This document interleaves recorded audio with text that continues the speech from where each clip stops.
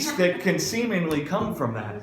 But it doesn't matter how much money I win. If I win that lottery and the corruption that's in the world comes knocking on my door, I'm not going to be able to look at that money and see that money causes me to overcome corruption, right? Like if something comes knocking on the door and one of my dogs is hurt or suffering. Like yesterday, these two big dogs were roaming the neighborhood without a leash.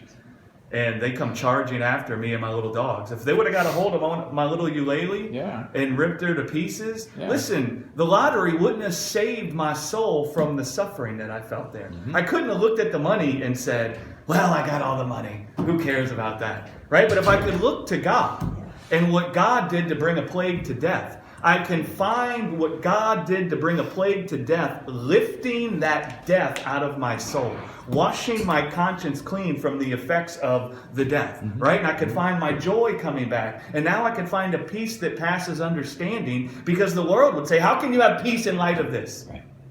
You see, but God's life is not subject to the world. It's not subject to death. God's life doesn't bow down to death.